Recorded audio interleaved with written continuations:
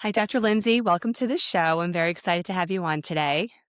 Thank you so much for having me, Dr. Laura. So, today we're talking about healing childhood eczema naturally. And I know that this is something that I see often in my office, and it's something that you are an expert in and have been taking care of for a long time, right? Along with a lot of other common pediatric conditions. And I would say, and I don't know if you would agree with this, that this is becoming more and more of an issue. I agree 100%. It's Yeah. so widespread. And it didn't used to be. Right. I mean, I've been in practice for 6 years. Okay. So, what's your perspective on that? Yeah, I've been in practice for 22 years, and this was definitely not something I saw in a lot of pediatric patients I was taking care of over 20 years ago. So I don't know the percentages, but it definitely was more rare, and it's certainly shifted over the years, and it's becoming so common that it's almost been normalized, which I find concerning. Anytime a symptom is normalized, that's not okay because symptoms are not normal. They're their body's way of telling us something is wrong. So, talk to me about why as a naturopath, how you got into specializing in eczema for children. I mean, it's what you've mentioned. The fact that it's so widespread has been pretty shocking. And I would love to talk more about how why we might think it's so widespread. We can get into that later because I have some theories. Um, but yeah, it's really interesting. What I would say is this: after seeing hundreds of children over the last few years, I've just noticed this pattern that, eczema is one condition, but there's multiple others that we see too. Hmm. Super common and normalized, like allergies and behavior issues and mysterious digestive issues, and even just recurring illness, being sick with the same things over and over again. And what I see as the underlying problem is immune system dysfunction Hmm. that is really being driven by toxic overload. So their bodies can't keep up because the environment is too toxic, the food is too depleted. And so what happens is their daily detox demand is just exceeding their body's capacity. And then the body has to do something with all that excess. And so it tucks it into tissues. And then we end up with widespread inflammation all over the body. And the immune system, which is designed to heal and protect, is just completely overwhelmed. And so eczema is not their body malfunctioning. It's a sign, like you said, of responding appropriately, but it's responding to an overabundance of toxins. And these toxins spill into the bloodstream. The immune system mounts a response, and then eczema appears, and it's a symptom. It's a symptom of that internal imbalance, right? Right.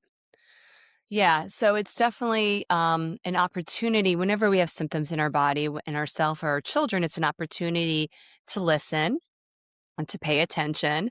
And we don't want to mask the symptoms, which I do see as the traditional treatment used for children and adults. Steroids, topical steroids, and even oral steroids to suppress that normal, natural inflammatory response. And then that also creates a cascade of issues because I've seen people have like raging reactions, right, over long-term use of steroids where their skin is so inflamed, so cracked, irritated, even after stopping the steroids. So, yeah, there's a better way. Agreed. So let's talk Conventional, about it. yeah, it's conventional pediatrics. They only are trained on so many tools, um, and they're really trained to see childhood symptoms as inconveniences rather than Mm, communications. And so they're taught, and their patients often expect immediate results. And so the reaction tends to be to suppress the symptom. quick And fix. quick fix, steroid creams, right? And that drives the problem deeper into the body because the threat remains.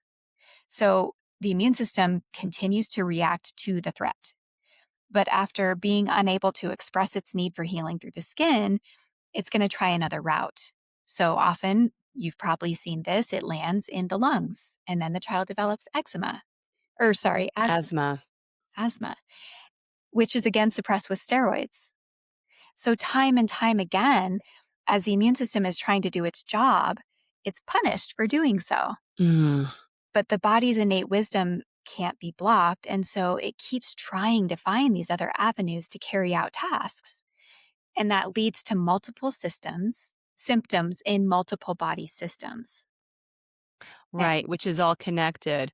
So let's talk about what's creating this chronic inflammatory response the body is mounting. That's creating issues not just with the skin but other areas as well. well, I have some theories, and some of them, let's say vaccines. That's certainly one thing that I have seen trigger immune responses that they often get brushed off as not a vaccine reaction. But the reality is, when you're putting that much exposure directly to the immune system, that's directly what it's talking to. It's designed to do that, but it's a lot all at once. And so, I'm not an anti-vaccine proponent. However, the schedule as it stands certainly causes some reactions in some kiddos, and that needs Hmm. to be investigated. But that's just one of the many things. I think it's the environment that we're living in. There's parents who are super proactive about what they're bringing into their home, but there's still things in the external environment that we can't control. Right. So there's that overload. And the problem, it's not just that our environment is more toxic than it ever has been, but it's the combination of that, and we're not getting the healing benefits that we used to get from our food because it was more nutrient dense. And it did help us with that daily cellular repair. And so it's the combination of those two things that I think is causing the, you know, it's the catalyst for a wildfire. Yeah, and when you're speaking about, like, the whole foods in our, um, grocery store being less nutrient dense, you're not even speaking about the ultra-processed foods that have no nutrients and are actually very toxic and, depleting to our body as well. So, especially Exactly. foods marketed towards children, right, are just a bunch of chemicals, and so when we're eating chemicals, we're breathing chemicals, we're putting chemicals on our body, we're, surrounded by chemicals off-gassing from our furniture and our, paint. We're not spending enough time out in the fresh air. We're really just there's such a bombardment, and obviously these smaller little bodies are harder for their major detox pathways of the gut, liver, and I'm sorry, yeah, the gut, liver, and kidneys to move and the skin to move the toxins out, so it gets so overwhelmed. What about also epigenetic factors that are now creating these the younger generation having more difficulty with methylating and detoxing in general. Like their detox pathways are not as effective as what we saw in previous generations. Yeah, that's definitely a huge factor as well. I'm still so curious and want to see more and more research on why is that happening? Why are there so many kids who are struggling to methylate? But I do see that. The thing is that those aren't the only kids that are struggling. So I test a lot of kids and I see both patterns. I see kids who methylate perfectly fine and they still can't keep up. Mm, right, because the burden is so high, and I think we're in agreement here. The burden has increased tremendously in the past few decades to a level that's really out of control. And I think the other thing back to research is, individual chemicals might be tested, but we don't know how they interact with each other and interact with our individual bodies. So that's why, one child could be exposed to the exact same exposures and not have eczema, and then the child next to them does. Mhm. Exactly. And this is where it becomes so frustrating for parents because I see parents who are being very conscientious. They feel like they're doing all the right things, and yet their kids still wind up sick. And it really is, it's such a combination of factors that there's no one answer for everybody. It really does have to be the effort needs to be in the home, first of all. There needs to be much more empowerment within the homes, within the parents, helping them understand what they have the opportunities to control, but then also working with them as a team because the burden is falling on them for so much of this. And Yeah. that's so overwhelming. It's creating a lot of anxiety. They feel like they're failing their kids. And so they do need the help and support from experts as well who can help them navigate, what are the areas that would be effective to focus on in their case? And then, what are the areas that are less of a concern? Right. And that is really frustrating, I can see for parents, to have to manage, you know, in my practice, I do NAET. It's an allergy elimination technique. I found it very effective for eczema. And it's because these children are, in a lot of times reacting to different foods, foods that are, should be healthy for them, right? But are creating that immune response, an overreactive immune response. And for them, the symptom is eczema. So, especially for children, it can be hard to like take a bunch of foods out of their diet, right?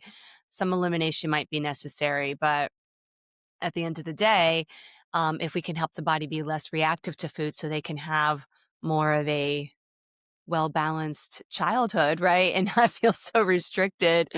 That's also I think that's important, right? Mentally and emotionally. Yeah, it's really important, and the importance is growing for that, I would say, because what we're learning is that food elimination is actually, um, causing a worsening in children's overall health and immune system function, because the more we just try to remove triggers, the less we are conditioning the immune system to safely do its job.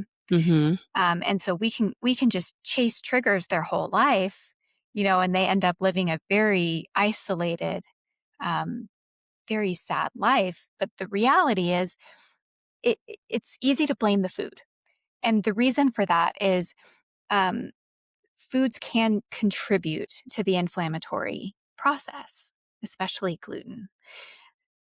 But when we take it out, just that alone isn't going to help the immune system relearn the appropriate response.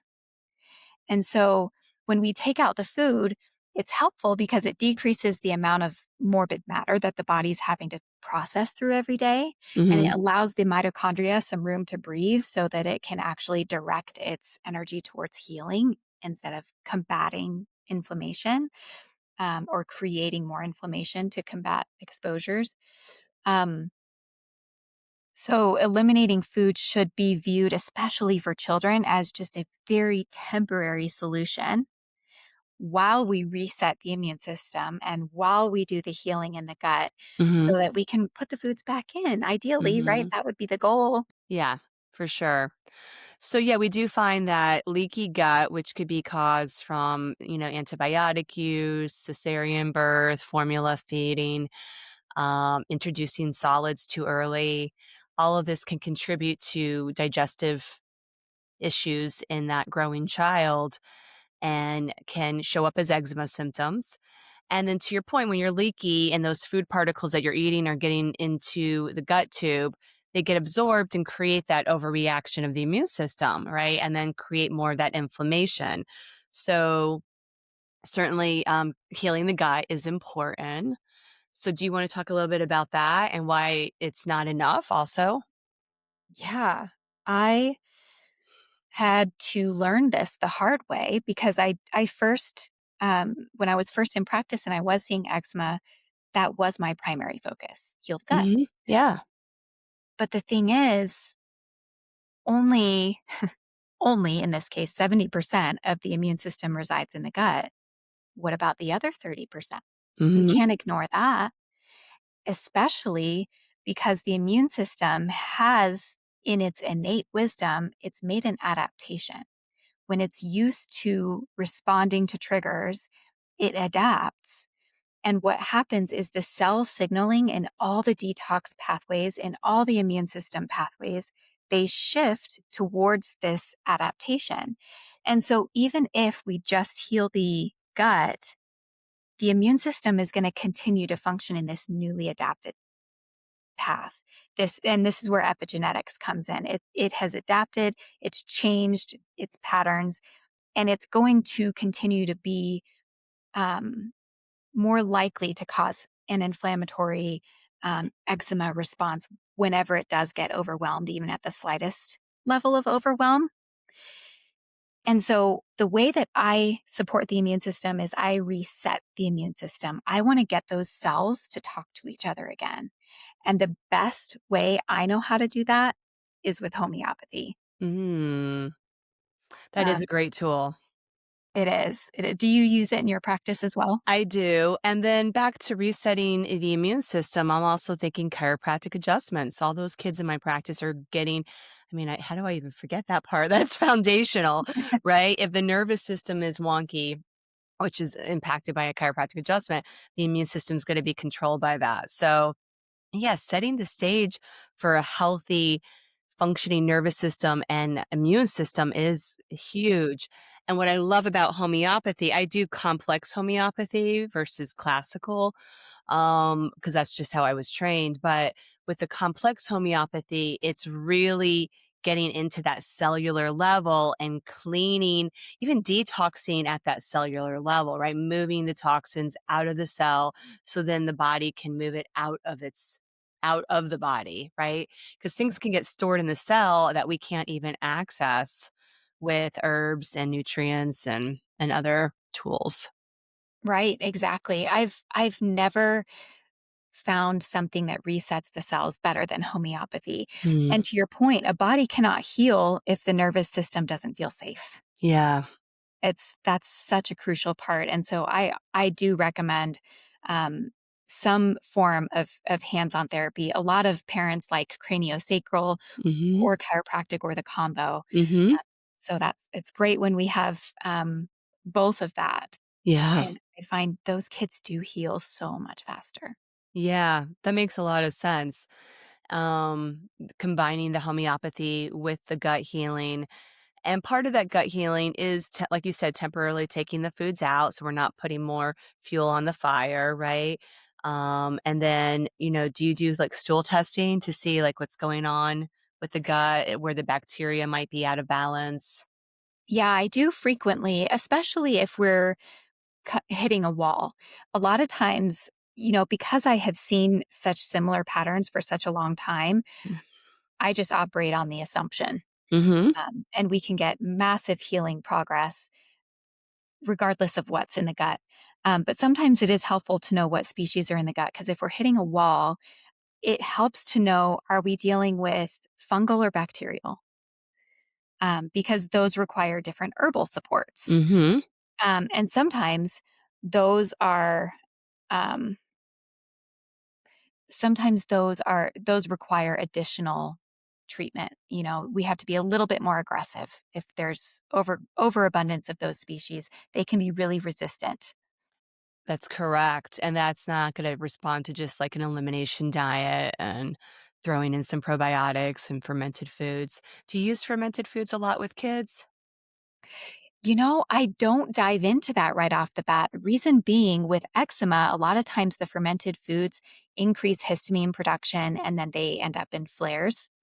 And so a lot of times we focus on stabilizing the system, detoxing, opening their detox pathways, flushing out their body, and then we move into gut healing as phase two. Right. Start to incorporate some fermented foods. Fermented, and even I'm thinking like bone broth, which is also really great for healing the gut, but can also create that histamine response, right? So you don't want the child's body to overreact once again, right? Exactly. And It that's where is the like this sorry to interrupt you, like a hyper vigilant, like immune, like going crazy, right? Like bone broth, it's so nice. Fermented food's so nice. And yet certain people, if they eat that, they're gonna really flare. Yeah, and that's why the parent involvement is so important because they're the ones on the front lines every day, every meal, seeing what's happening. after they present their child with a food. And so they need to be equipped with understanding of what they're looking for and what to do with what they see.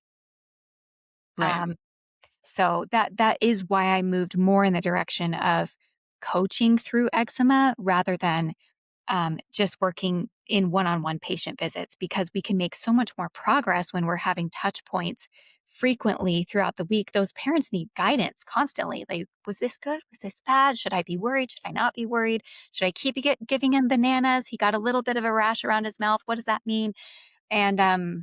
And so we get healing progress so much more quickly when parents understand um, what tools to use when.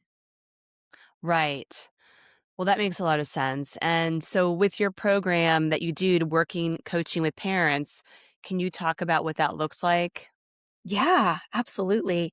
I I definitely have the learning component built out. That's important.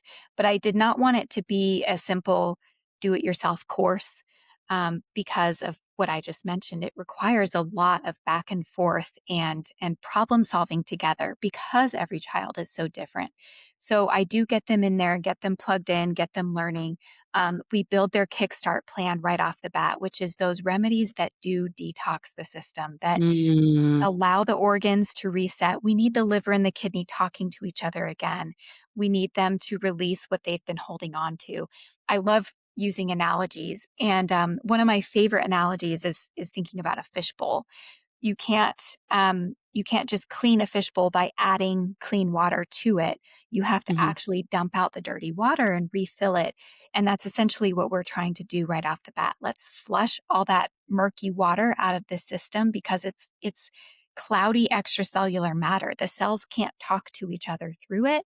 So we got to flush it out, and we use those homeopathic compounds for that. It's super effective. We also do a lot of antioxidant support because these kids are so inflamed. A lot of that is what's driving the itching. And so we right off the bat, we figure out which antioxidants are the most appropriate based on their age, based on their history. Have they had a lot of Tylenol? They might need glutathione first. mhm. So we decide on that together. We get the parents in, get them learning, get them implementing these remedies, and then we start having very frequent touch points. What are you seeing in your child? How are they responding? Let's try oil based topicals versus cream based. What do you notice? Let's try a bath. Do they respond well to the bath? If so, can we put herbs in the bath? Can we put oil in the bath? And Epsom salt? sometimes Epsom salts, kind of 50-50. Sometimes it's very therapeutic. Sometimes it dries out their skin. Mm, But we do find a lot of kids respond really well to like oil cleansing before the bath. So we'll have them slather up in jojoba oil and take their bath. And then the bath, that's all it involves is rinsing off the oil. There's no soaps involved, there's no salts involved. mm, And sometimes that alone is really therapeutic. And so mhm. that's the other thing we try to do is even though we're healing from the inside out, we still do need those therapeutic topicals. We Yeah, they still have need symptoms that are really irritating, right? So you want them to have relief, right? exactly and try to get them to be in a position where they don't have to rely on steroids anymore. Right, exactly. So, yeah, because like what you're describing, even with the homeopathy, the gut healing, the dietary changes, this can take a little bit of time sometimes, right? Like weeks or even months to fully clear up the irritated skin. So, in the Mhm. meantime, these types of topical treatments that are giving them relief without steroids is helpful. Right, exactly. Yeah. And the parents need sleep. The kids need sleep. The parents are watching their child itch and scratch and just be so miserable all day long, and it's causing them anxiety, and they're feeding into their kid being more anxious and more itchy because that drives itchiness. And Mm, so it is a vicious cycle, and it does need to be tackled from multiple different angles. right. So, children age, are you working with infants? Because I certainly have seen infants with eczema. I can start that early. Do you have Yeah. infant patients as well, all the way Yes. through 18? Is that like your demographic? Yeah, I really don't see kids over age 12. the teens start to have hormonal components, and so I refer them to my colleagues, but I do see infants. I would say the youngest infant I've actually worked with eczema was just 2 months old, Mhm. um, and they had already been struggling from day 1 with it. Yeah. But yeah, a lot 2 months all the way up until age 12. I prefer to work with them when they're younger because they've Yes. had less of those exposures, less reliance on steroids, and a lot easier to treat. A lot easier. I find that with everything. Anytime I can get my hands on an infant, the sooner the better, because we can make shifts. We don't see these patterns getting ingrained into the body, right? Where that becomes the body's, what it's used to, its history, right? The longer Mhm. you've had that pattern, the harder it is to change. So that is so Right. true. Um, I forgot one other thing, antibiotics. People always think about antibiotic exposure when you're giving your child orally antibiotics, but what about, you know, um, when the mom is exposed to IV antibiotics during birth, whether it's a cesarean where they get preventive antibiotics for the surgery, Mhm. or also group B strep, right? The mom will have an IV of that. So because baby has not yet been born, they're still having that antibiotic exposure via mom. Yes.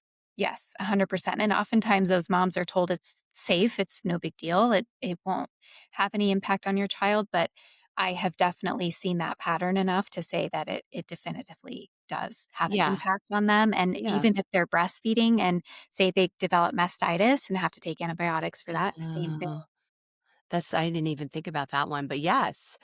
Yes, of course. So, this is, that's where, sometimes we can't avoid antibiotics, right? But it's important to be aware that every time we do have these exposures, there is an impact. And then we can be, not wait necessarily for things to become very symptomatic. We can be proactive with addressing the microbiome imbalance that's created from that.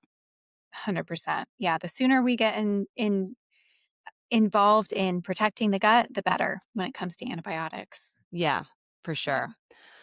So, Dr. Lindsay, do you have any last thoughts you want to share? Just want to acknowledge for so many parents out there, this is a really interesting time and it's a stressful time for them because to your point, they've heard that, maybe they don't need antibiotics so much and they're trying to steer clear of it, but what do they do instead? It's an interesting time because they have the awareness that they don't necessarily want to go the conventional route for everything, but they also weren't passed down the knowledge of what to do instead because that there's the generational gap there that pattern got broken. And The so wisdom. the wisdom, yes, it was kind of lost there for a couple generations. And so the burden really has fallen to the parents and I sympathize with that. They're carrying a lot of anxiety. And so I wanna encourage them. I'm on their team, I'm in their corner, I understand, I know what it's like to be that parent, that's why I became a doctor, and, just keep fighting the good fight, and there's so many people out there who can help. Find your people, build your own healthcare team, Mm, find what works for you. It's not what works for your neighbor isn't necessarily going to be the answer for you, but that doesn't mean there isn't an answer for you. Everybody needs their own unique, people on their team, and they're out there. yeah, that is well said. And I think that, especially for mothers, that intuition of when you're creating your team, your healthcare team for yourself and for your children, really listen to that and keep doing the research, keep trusting your gut. If the doctors are all like, no, there's not other options out there, then you have to get in front of new people, right? Like Exactly. sometimes they don't know all of the options and therefore there's a limited choice here. And then but once you do the research, and thank God for the internet, right? We can find all this information out so much easier. We can connect with experts living in all over the world, other parts of the country that we didn't have access to even like a few decades ago, right? That wasn't available. You had to just go whoever was in your town. So that's kind of mind blowing if you think about that.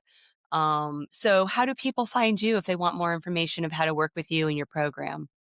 Well, specifically for eczema, the best place to go is drlindsayhollister.com. And you can immediately access a free training where I go into the 3 steps that I use to heal eczema and really get you a head start there.